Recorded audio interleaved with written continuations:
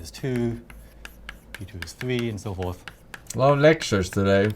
Okay, so we can look at prime gaps, which is just the difference between one prime and the next. Given one prime Pn, how long do you have to advance before you see the next prime?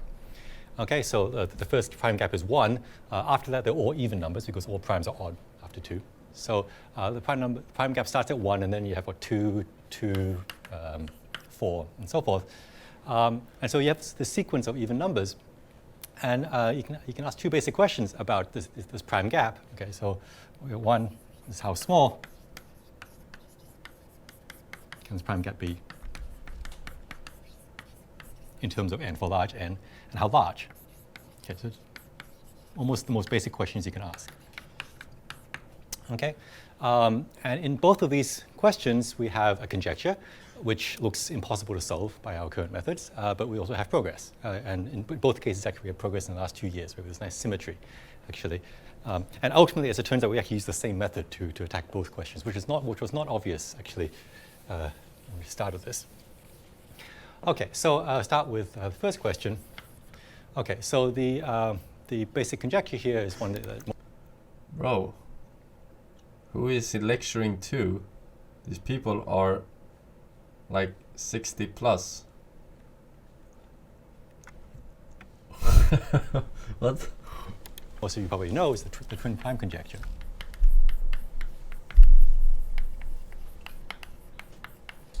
But there are infinitely many prime twins, and infinitely many pairs of primes that are distance 2 apart. So another way of saying that is that the prime gap is equal to 2 infinitely often.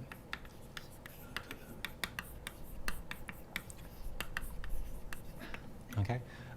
As the primes, as you go out into the primes, we know the primes do get sparser and sparser. So on the average, the prime gap actually increases. Is a Fields Medal winning prodigy, 200 IQ.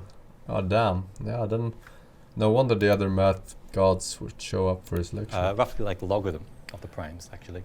But we still expect every so often, just by pure chance, basically, the prime gap should every now and then return back to be as small as it can be, which is 2. Remember, it has to be even. Okay, so this is still open. This was first explicitly posed by de Polignac in 1860-something, and it's still open. And for a long time, it was basically just seen as completely out of reach. I never understood why they're so like obsessed with prime numbers, though. But we had this amazing breakthrough by Yitang Zhang last year. What is with the obsession about it? Like, it's not that useful, right? And the precise date is actually May 14th, 2000. I'll give you a short answer. It's random. And they just like the mystery of it being random. Cryptography.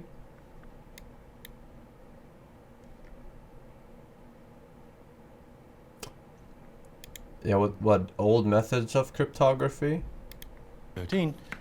Or they use it still because it's random. A bound which looks like this. What he showed was that the prime gap is bounded infinitely often. And the bound, he even got an explicit bound, pretty large, but explicit.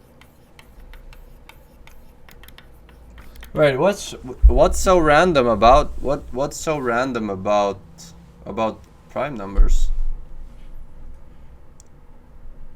What's so random about it? I don't understand.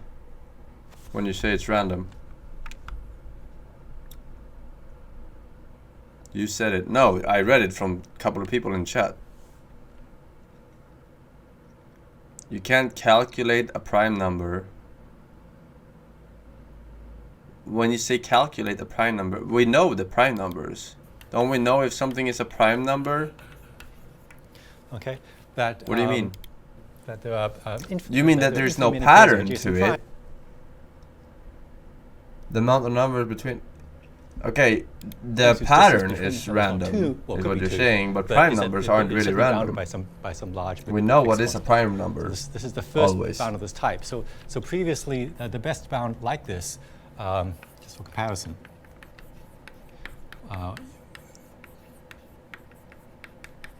one could get a bound which is basically a square root of logarithm infinitely often. This is what's the Goldstone-Princeton logarithm.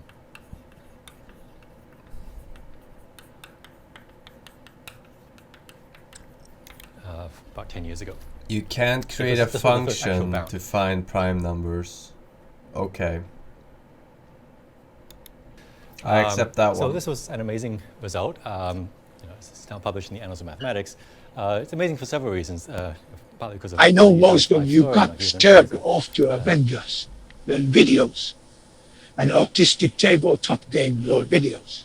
However, speaking of Viking lore, you should watch the show Vikings. Also, Black Sails, two of the best shows of the past 10 years. And Mr. Robot.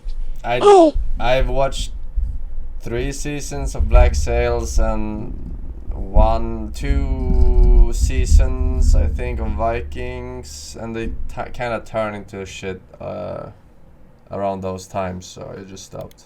An assistant professor in University of New Hampshire, who actually hadn't published for a while and even was left academia for a while, but still was working on this problem and actually solved it and wrote completely correct proof. So there's nothing too Maybe special. because I'm a real Viking, so I can see all the plot holes.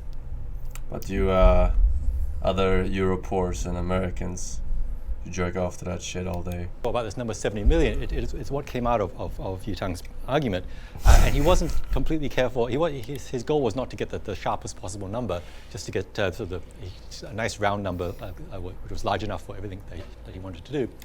And so very quickly after his preprint was made available, people started noticing, oh, if I optimize this line, I can change 70 million down to 63 million.